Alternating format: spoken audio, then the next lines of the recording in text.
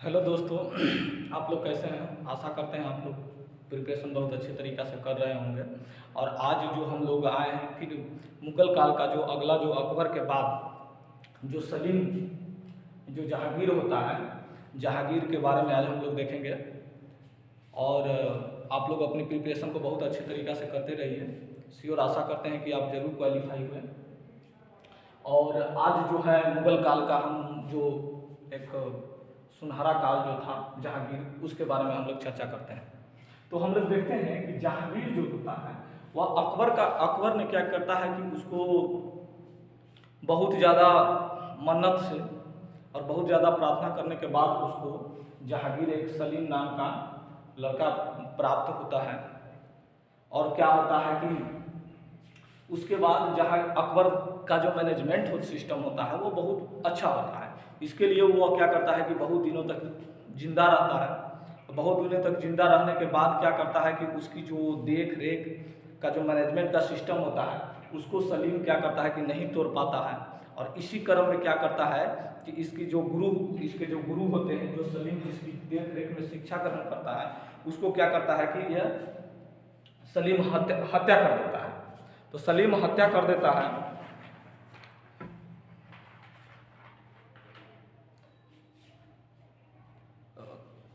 तो उसके बाद क्या होता है कि अकबर बहुत आहत हो जाता है इस बात को लेकर, क्योंकि जिस पुत्र की प्राप्ति के लिए मैंने इतना कुछ किया, बहुत तरह के धार्मिक जगहों पर जाता है, बहुत इबादत करता है, लेकिन वही जब सलीम का जब ऐसी बर्ताव होता है उसके बाद अकबर की मृत्यु हो जाती है। फिर जहांगीर सत्ता में आता है वह, और तो उसके बारे में हम लोग आगे देखते हैं।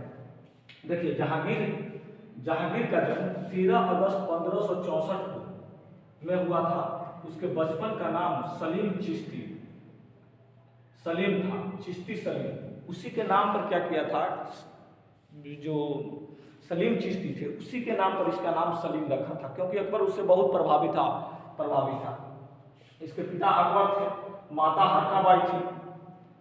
उसको जान रहे हैं, हरकाबाई जोधा। राजा अभिषेक इसका 1605 में हुआ। अनारकली से इसको क्या होता है कि बचपन में ही इसको क्या होता है कि कुछ जिस समय इसकी एज नहीं रहती है उसी समय इसको क्या होता है कि अनारकली से प्यार हो जाता है। अनारकली उसके राज दरबार में रहने वाली एक दासी थी, उसी से उसको प्यार हो जाता है। बाद में अनारकली का मकबरा भी इसने बनवाता है लाहौर में अनारकली का मकबरा बनता है 1615 में, या अनारकली का मकबरा बनाता है। अनारकली से इसकी शादी नहीं हो पाती है। इसको क्या कर दिया जाता है कि वहाँ से अनारकली को निकाल करके बहुत बुरी तरह से इसको मार दिया जाता है। इसकी प्रथम पत्नी नानाबाई थी, और जिससे एक पुत्र हुआ था, अमीर खुसरो। दूसरी पत्नी जो थी वो जगत गोसाई से, और इससे हुआ था यही खुर्रम जो बाद में जाकर के क्या होता है कि शाहजहां बनता है। यही खुर्रम, यह दूसरी पत्नी जगत गोसाई खुर्रम। और तृतीय जो पत्नी होती है वो रुखसाना बानो, जिससे शहरयार होता है, रुखसाना बानो बेगम, जिससे शहरयार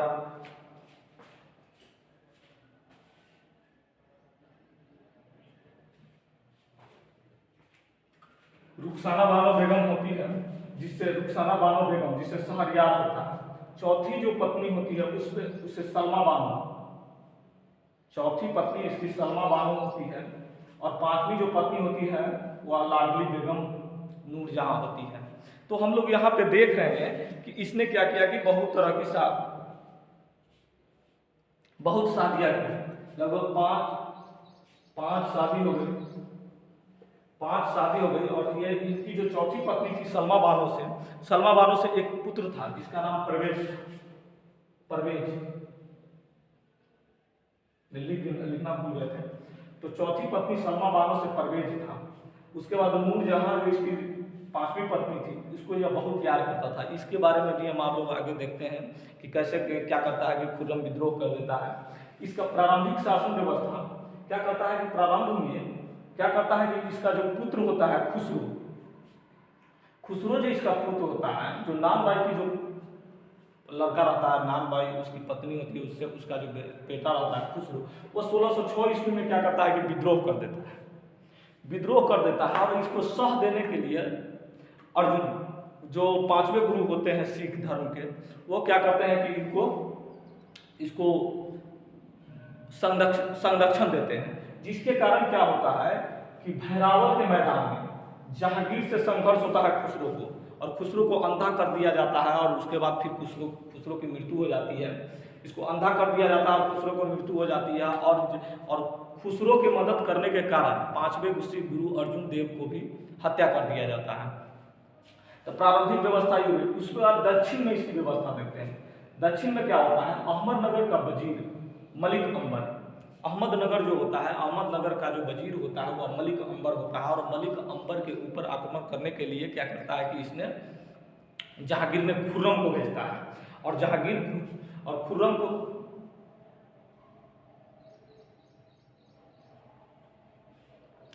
को भेजता है, और खुर्रम क्या करता है कि इसी हराने को, मलिक अंबर को हराने पर ही जहांगीर ने शाहजहां की उपाधि दी थी। अब ये क्यों इंपॉर्टेंट हो जाता है? इंपॉर्टेंट इसलिए हो जाता है क्योंकि जहांगीर का बचपन का नाम खुर्रम था, फिर वह क्या करता है कि वो शाहजहां कैसे हो जाता है? तो यही अहमदनगर के युद्ध में अहमदनगर का वजीर मलिक, अहमद का जो वजीर होता है मलिक अंबर को हराने में हराता है, और जिसके कारण जहांगीर ने शाहजहां की उपाधि इसको देता है। उसके बाद देखते हैं मेवाड़ का विजय। मेवाड़ में क्या होता है कि मेवाड़ एक ऐसा जगह रहता है जहाँ पे हमेशा मुगलों के लिए बहुत टफ कंडीशन रहा, क्योंकि मुगल कभी भी उस पर पूर्ण तरह से सत्ता स्थापित नहीं कर पाए, क्योंकि हल्दी घाटी का युद्ध भी होता है, महाराणा प्रताप भी रहते हैं, वो हार जाते हैं बेसिकली, लेकिन उनका वर्चस्व रहता है, तो इसीलिए मेवाड़ पर कभी इसका पूर्णतः विजय नहीं हो पाता है। महाराणा प्रताप के मरने के बाद उनका पुत्र जो होता है वह अमर सिंह, राणा अमर सिंह मेवाड़ का शासक बना।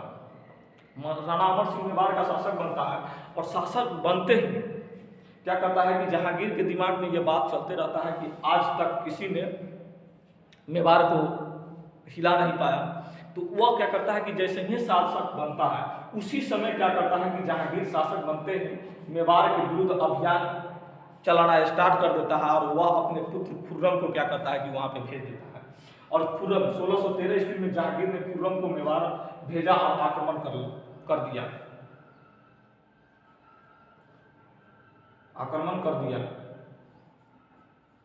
तो इससे क्या होता है, ये आक्रमण तो कर दिया, अब देखिए आक्रमण कर दिया है तो कर देता है, उसके बाद देखते हैं कि मेवाड़ बहुत स्थिति इसका उतना अच्छा सुदृढ़ नहीं रहता है, लोग बहादुर रहते हैं लेकिन लड़ने में उतनी सक्षम जो मुगल सेना से नहीं रहती है।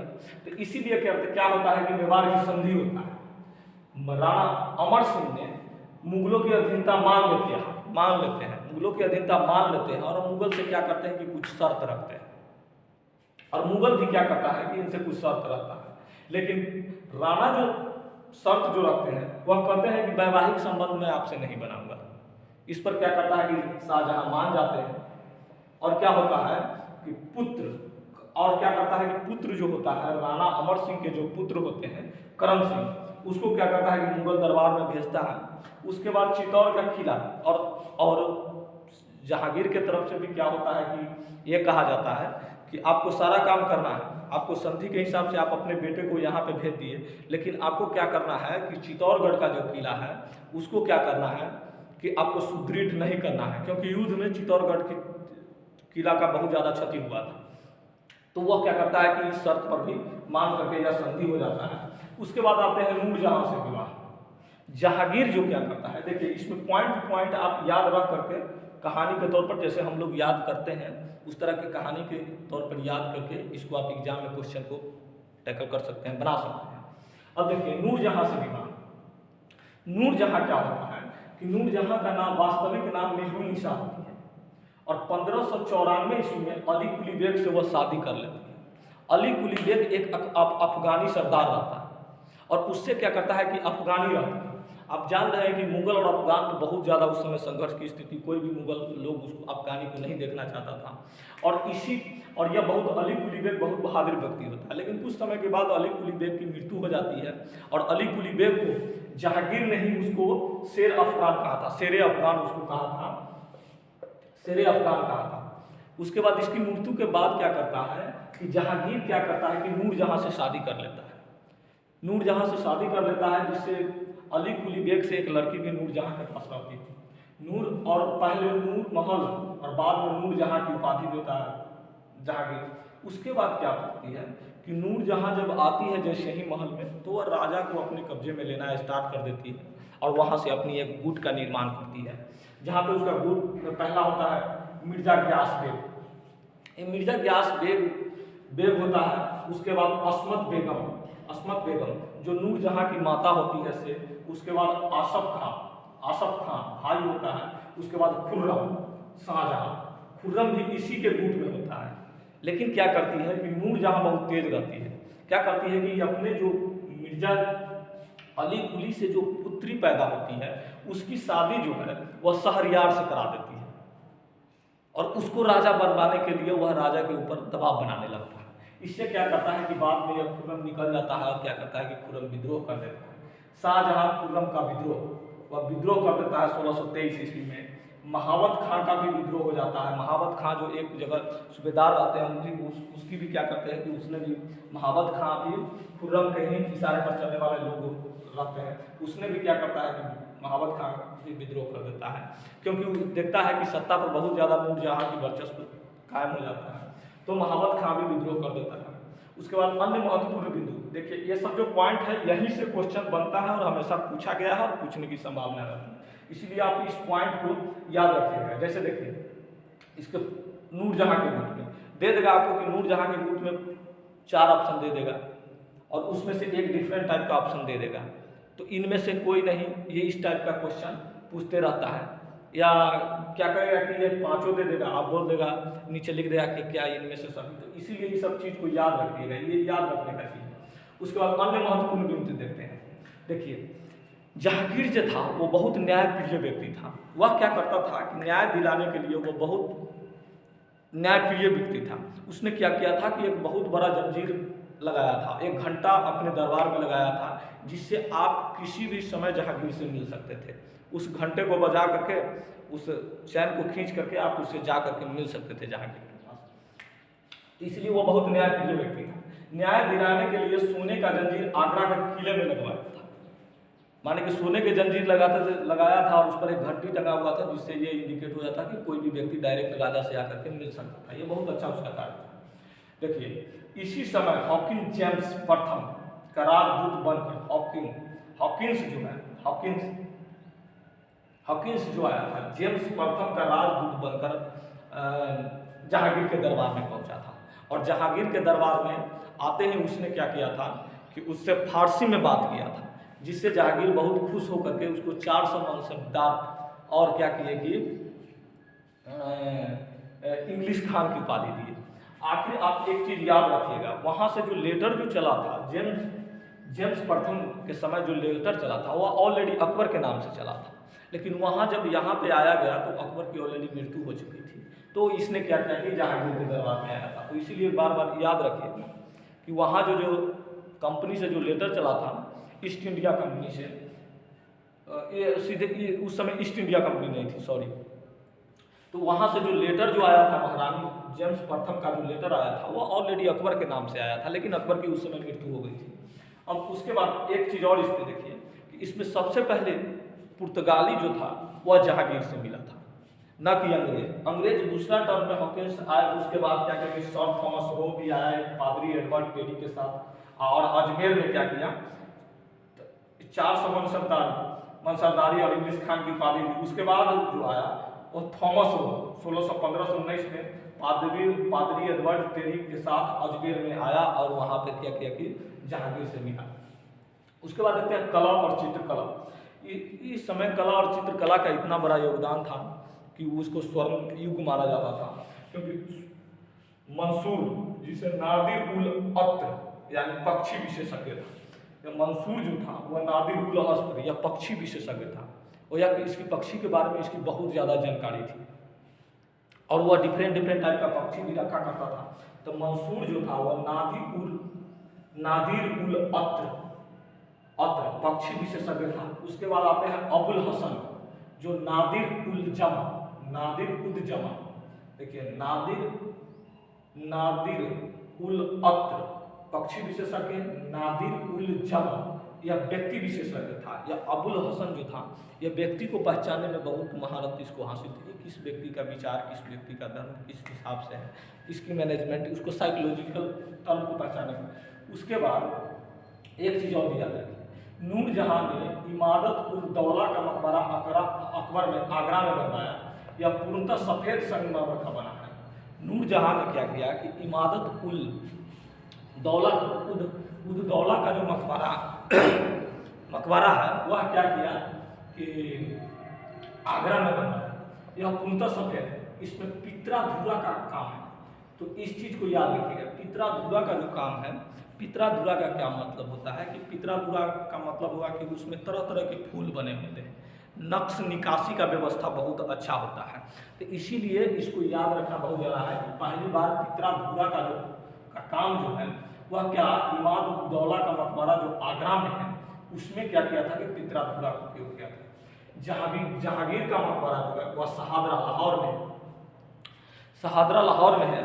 और एक चीज़ और हम लोग देखते हैं कि जहांगीर का जो मृत्यु होता है वह क्या होता है, भीमबार नामक स्थान में उसकी मृत्यु होती है 1627 में भीमबार नामक स्थान में उसकी मृत्यु हो जाती है 1627 में।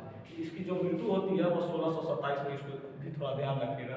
इसकी आत्मकथा जो होता है तुझुके जहांगीर, जो जहांगीर खुद लिख रहा था, लेकिन इसी बीच में उसकी मृत्यु हो जाती है। और इसको पूरा जो करता है बाद में इसे मोहम्मद हादी ने पूरा करता है। बाद में इसे मोहम्मद हादी ने पूरा किया। और इसकी जो व्यवस्था थी, जो शासन व्यवस्था थी, वह भी उसके बारे में भी हम लोग देख लेते हैं। इसने क्या किया था कि दो अस्पा और सिंह अस्पा पड़ता चला। ये दो अस्पा और सिंह अस्पा क्या होता है, ये दो अस्पा जो मनसबदारी व्यवस्था थी, जो मनसब जिसको मिला हुआ था उसको क्या था कि सवार पद के 2 गुने घोड़े रखने होते थे। अगर जिसको मनसबदारी प्रथा सरकार की तरफ से जो मनसबदारी जो जमीन जो भूमि मिली है, अगर वह घोड़ा चलाना उसको आता है तो वह क्या करता था कि सवार पद के 2 गुने घोड़े उसको पालना होता था। और सिंह अस्पा में क्या था, सवार पद के 3 गुने घोड़े, 3 घोड़े क्या करते थे कि उसको रखना पड़ता था, मानी कि यह राजा का यह आदेश था। तो यहाँ देखो हम लोग देख रहे हैं कि जहांगीर के लिए जो इम्पोर्टेंट है, जो एग्जाम से इम्पोर्टेंट भी है, जिसमें बार बार पूछा जाता है। एक बार हम लोग बहुत तेजी में क्या करते हैं, रिकॉल कर देते हैं। जन्म इसका हुआ था 30 अगस्त 1564 का। बचपन का नाम सलीम था, पिता अकबर था, माता हरकाबाई थी, राजा अभिषेक 16। अनारकली से इसको प्यार हो गया था, जिसकी मकबरा जो है वो लाहौर में है। इसकी प्रथम पत्नी जो थी नानाबाई से खुसरो थी, जगत गोसाई से खुर्रम, रुखसाना बानो बेगम से शहरयार, सलमा बानो, और जगत गोसाई से खुर्रम था, रुखसाना बानो बेगम से शहरयार, सलमा बानो से परवेज। और 5वीं पत्नी लाडली बेगम जो नूरजहां होती है, और नूरजहां गुट की निर्माण करती है, जिसमें क्या होता है कि अस्मत बेगम, अस्मा खां और खुर्रम ये सब होते हैं। प्रारंभिक जीवन खुसरो का विद्रोह होता है 1606 ईस्वी में। और खुसरो की संरक्षण देने के कारण क्या होता है कि 5वें गुरु अर्जुन देव जी की हत्या हो जाती है। उसके बाद अहमदनगर का वजीर मलिक अंबर को क्या करता है कि खुर्रम हराता है, जिसके कारण जहांगीर ने उसे शाहजहां की उपाधि देता है। उसके बाद हम लोग देखते हैं कि मेवाड़ की संधि होता है, जहाँ पे अमर सिंह रहते हैं। और उसके बाद देखते हैं नूरजहां से विवाह करता है, जिसकी वास्तविक नाम मेहरुनिसा थी। अली कुली बेग इसके पति के नाम थे। उसके मरने के बाद क्या करता है कि जहांगीर उससे शादी कर लेता है। वहाँ पे वह गुट की निर्माण करती है। अन्य महत्वपूर्ण न्याय दिलाने के लिए इसने सोने के जंजीर आगरा के किले में लगवाया था। यह इतना न्यायप्रिय व्यक्ति था कि कोई भी आकर के उससे मिल सकता था। तो इस तरीका से हम लोग देखें कि जहांगीर का जो कार्यकाल है वो खत्म होता है। और फिर आगे जो हम लोग देखेंगे जहांगीर के बाद जो है वह क्या करता है कि खुर्रम जो शाहजहां आते हैं उसके बारे में हम लोग देखते हैं।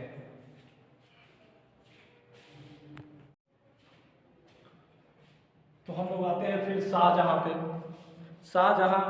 पे हम लोग आते हैं और शाहजहां के बारे में देखते हैं। जहांगीर इससे पहले हमने देखा था, अब आते हैं शाहजहां का जो शासन काल रहता है 1627 से 1658 तक शाहजहां की शासन काल रहता है। और शाहजहां के शासन काल में क्या होता है इसके बारे में हम लोग देखते हैं। इसका परिचय, जन्म 5 जनवरी 1592 को, बचपन का नाम खुर्रम रहता है। शाहजहां जहांगीर द्वारा इसका नाम दिया जाता है। जो अहमदनगर की युद्ध होती है वहाँ पे जीतने के कारण इसको क्या किया जाता है कि इसका नाम दिया जाता है। अब आते हैं हम लोग उपाधि।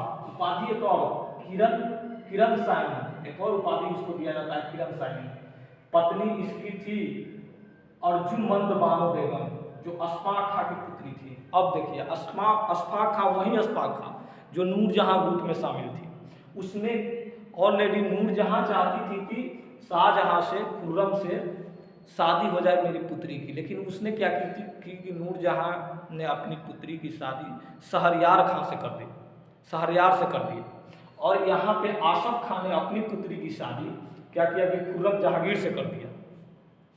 तो जहांगीर से जब इसकी शादी हो गई तो आसफ खां ही एक व्यक्ति, सबसे महत्वपूर्ण व्यक्ति था जो शाहजहां को सत्ता दिलाने में सबसे महत्वपूर्ण भूमिका होता है। अब देखिए इसकी पुत्र और पुत्रियां, शाहजहां की जो पुत्र और पुत्रियां थी उनमें देखिए पुत्र इसमें था दारा शिकोह और एक और पुत्री थी जहां आरा। ये दोनों का गठबंधन सबसे अच्छा था। ये दोनों क्या करते थे कि दारा शिकोह का जो सपोर्ट है वो जहां आरा किया करती थी, जहां आरा ये सपोर्ट किया करती थी। औरंगजेब को सपोर्ट जो था वह रोशन आरा किया करती थी। और मुराद बख्श का सपोर्ट गौहन आरा ये किया करती थी। और शाह शुजा जो था वो बेचारा शरीफ आदमी था, तो उसकी कोई सपोर्ट कोई नहीं करता था। वह एक तरफ से अलग उसको बंगाल के शासन दे दिया जाता था, वही को शासन करते रहता है, उससे उतना ज़्यादा वो ये नहीं था। उसके बाद इसके प्रारंभिक दिन देखते हैं। बादशाह बनने से पूर्व मेवाड़ अहमदनगर को जीता। मेवाड़ का भी देख रहे हैं कि मेवाड़ आज तक कभी किसी ने नहीं जीता था, लेकिन इसने क्या किया कि मेवाड़ को भी जीता था और अहमदनगर को भी जीता था। तो अहमदनगर को जीतने के ही उपलब्ध में, अहमदनगर को जीतने के उपलब्ध में ही इसको क्या किया था कि इसको जो अहमदनगर के जीतने के उपलब्ध में ही इसका नाम जो पड़ा था वो शाहजहां पड़ा था। और औरंगजेब अकबर वहाँ पे जो संघर्ष हुआ था अंबर के साथ, तो उसी में क्या किया था कि अंबर ने क्या किया था, अंबर को वजीर मलिक था, अहमदनगर का जो वजीर मलिक था, वजीर मलिक अंबर, वजीर जो था वो मलिक अंबर को हराने के कारण इसका नाम पड़ा था। अब 1623 में देखते हैं विद्रोह पर माफी मांगी। या क्या किया था कि 1623 में जब देखा कि नूरजहां का वर्चस्व ज़्यादा बढ़ रहा है तो उसने विद्रोह कर दिया था। और फिर उसने क्या किया कि 1623 में विद्रोह पर इसने क्या किया कि माफ़ी मांग लिया।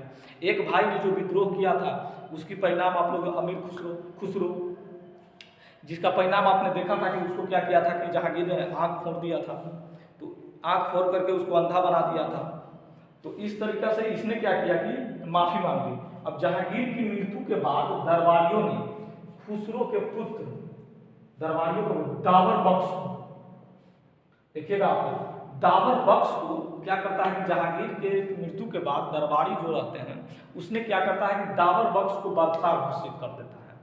अब यहाँ पे देखिए बादशाह तो घोषित हो गया, लेकिन क्या होता है कि दूसरी ओर शहरयार जो होता है, शहरयार जो इसका भाई जो होता है शहरयार, ये क्या करता है कि लाहौर में खुद को बादशाह घोषित कर देता है, ये खुद को बादशाह घोषित करता है। अब देखिए यहाँ पे क्या करता है कि ऑलरेडी दरबारी जो होते हैं वो दावर बख्श, अमीर खुसरो का जो पुत्र होता है उसको राजा घोषित कर देते हैं, लेकिन दूसरी ओर शहरयार लाहौर में खुद को बादशाह घोषित कर जाता है। अब देखिए यहीं से गेम पलटता है। क्या करता है कि शाहजहां आसफ खां की जो पुत्री होती है उससे वह शादी अर्जुमान बानो बेगम, उसको कहने पर आसफ खां क्या करता है कि चल, आसफ खां माने कि अपना हथियार लेकर के और चल देता है। और जितना जो दरबारी होता है, जितना जो राजा का दावेदार होते हैं वो सारा का उसने कत्ल कर देता है। और वो जहांगीर और शाहजहां के कहने पर ही आसफ खां सभी राजकुमार एवं उत्तराधिकारियों की हत्या कर देता है। तो इसीलिए आसफ खां इसके लिए सबसे इम्पोर्टेंट है। और आसफ खां भी चाहती थी कि मेरी जो बेटी है वह यहाँ की राजकुमारी रहे और मेरा जो दामाद है वो सभी लोग माने कि सत्ता में है। अब देखिए क्योंकि उसने शादी ही की थी आसफ खां ने अपनी पुत्री की इसके लिए, उसके बाद आसफ खां 7,000 जात और सवार के साथ वजीर पद पर भी वजीर पद मिला उसको, सबसे महत्वपूर्ण पद। उसके बाद बुंदेलखंड का विद्रोह हो जाता है 1628 से 35 में। शासक उस समय जुझर सिंह रहते हैं। देखिए उसके बाद फिर अफगान सरदारों की हत्या 1631 में कर दिया जाता है, क्योंकि अफगान सरदारों के सारा लोगों को हत्या करने वाला आसफ खां ही रहता है। उसके बाद देखिए पुर्तगालियों की उदंता। पुर्तगाली उसी समय क्या करता है कि एक उदंता काम करता है और उसने यूपी पर अधिकार कर लेता है। और फिर क्या करता है कि शाहजहां ने क्या करता है कि अपनी सैनिक को भेजता है और क्या करता है कि पुर्तगालियों को उससे उदंता से उसको हटाता है। फिर पुर्तगाली क्या करते हैं कि शाहजहां से माफी मांगते हैं और इस तरह मामला वहां पे सेटल होता है। फिर सिख गुरु गोविंद सिंह द्वारा भी छिटपुट संघर्ष चलता रहता है। गुरु गोविंद सिंह भी जब 5वें गुरुदेव जब की जो मृत्यु हो गई थी अर्जुन देव सिख के 5वें गुरु, फिर उसके बाद सिख गुरु गोविंद सिंह भी छिटपुट घटना में भाग लेते रहते हैं। अब उसके बाद महत्वपूर्ण बिंदु देखते हैं। इस युग को स्वर्णिम युग माना जाता है, क्योंकि इसने बहुत सारे कार्य किए, जैसे दिल्ली का लाल किला बनाया, दीवाने आम, दीवाने खास, उसके बाद जामा मस्जिद, दिल्ली का जामा मस्जिद, ताजमहल। देखिए ताजमहल में हमको ये चीज याद रखना है कि ताजमहल बनाया किसने था, तो उस्ताद ईसा और अहमद लाहौरी, दो व्यक्ति थे, उस्ताद ईसा और अहमद लाहौरी। इससे क्वेश्चन आते रहता है, क्योंकि क्वेश्चन का पैटर्न ये नहीं पूछेगा कि ताजमहल कहाँ है, सभी लोग जान रहा है अब आगरा में है, लेकिन इसको बनाया किसने था, तो उस्ताद ईसा और अहमद लाहौरी। और इस तरीका से क्वेश्चन पूछेगा कि दोनों ऑप्शन देकर के क्वेश्चन पूछ लेगा, तो इसीलिए इस चीज को याद रखें। फिर आगरा का मोती महल मस्जिद, आगरा में जो मोती मस्जिद है उसने भी बुलाया। फिर मयूर सिंहासन का निर्माण, इसको भी देखिए, मयूर सिंहासन का जो निर्माण किया हुआ था उसको बनाने वाला बेबादल खां था, बेबादल खां। इस पॉइंट सबको जो आप जो लिख रहे हैं यही पॉइंट है जिससे आपको एग्जाम में क्वेश्चन आएगा, पूछा जाता है, बेबादल खां। अब उसके बाद देखते हैं इसका जो संगीत है, क्यों इसको स्वर्णिम काल कहते हैं, क्योंकि उस समय जो इसका जो संगीतज्ञ था शाहजहां का, लाल खां, जिसको गुल समुंदर भी बोला करते थे, यह बहुत बड़ा संगीतज्ञ था। उसके बाद एक चित्रकार था, फकीर एवं मीर हाशिम, इसके चित्रकार थे। सिजदा एवं पाबोस बंद कर दिया। देखिए सिजदा और पाबोस क्या होता था, पिछला वीडियो में भी मैंने बताया है कि सिजदा जो होता था वह सर के बल झुक करके राजा को नमन किया जाता था, उसको सिजदा बोलते हैं। और पाबोस जो होता था, और पाबोस क्या किया जाता था कि राजा के हाथ को चूमा जाता था, उसको पाबोस बोलते थे, जिसको शाहजहां ने क्या किया था कि बंद कर दिया था। अब देखिए कविंदाचार्य के कहने पर बनारस एवं इलाहाबाद तीर्थ यात्रा कर दी। कविंदाचार्य एक आचार्य थे, शाहजहां उसकी बहुत इज्जत करता था कविंदाचार्य की, और कविंदाचार्य के कहने पर ही इलाहाबाद और बनारस में जो धार्मिक जो कर लगा करता था उसको क्या किया था कि इसने बंद कर दिया था इसका। अब देखिए अब यहाँ पे तो सारा घटना घट गई। उसके बाद होता है उत्तराधिकारी का युद्ध। शाह शुजा जो रहता है, शाह शुजा जो रहता है वो उस समय बंगाल में रहता है, और उसको जब मालूम चलता है कि दारा शिकोह क्या किया कि सत्ता में आ गया, तो दारा जो रहता है, दारा शिकोह, वह सबसे महत्वपूर्ण दावेदार रहता है, सबसे महत्वपूर्ण दावेदार, और सबसे ज़्यादा पावर भी उसी के पास होती है। लेकिन औरंगजेब जो होता है, औरंगजेब क्रूर प्रवृत्ति के लोग होता है, तो क्या करता है कि जैसे ही हम दारा शिकोह को पता चलता है, शाह शुजा को पता चलता है कि सत्ता जो है वह दारा शिकोह के हाथ में चला गया, तो वह दौड़े वहां से भागते हुए आता है और बहादुरपुर का युद्ध करता है 1658 में, जिसमें दारा शिकोह ने शाह शुजा को हरा देता है। उसके बाद क्या होता है कि धर्मट का युद्ध होता है। धर्मट का युद्ध होता है वह शाह शुजा और औरंगजेब के बीच में होता है 1658 ईस्वी में, 15 अप्रैल 1658 में, जिसमें क्या करता है कि औरंगजेब ने दारा को हरा देता है, दारा शिकोह को हरा देता है। फिर उसके बाद क्या होता है कि समूरगढ़ का युद्ध होता है, समूरगढ़ का युद्ध होता है। समूरगढ़ के युद्ध में क्या होता है कि समूरगढ़ के युद्ध में भी क्या करता है कि इसको हार का सामना करना पड़ता है। समूरगढ़ का युद्ध भी 1658 में होता है, और इसको क्या करता है कि 1658 में ये भी युद्ध होता है, और इसको क्या करता है कि औरंगजेब ने फिर इसको हरा देता है।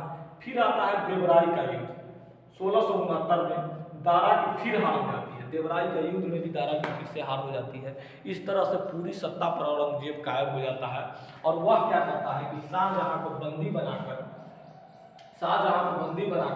क्या करता है कि आगरा के कैद खाने में रख देता है, जहाँ से वह क्या करता है कि शाहजहाँ दिन रात ताजमहल को निहारते, माने कि घूरते रहता है उसी जगह एक छोटी सी खिड़की से।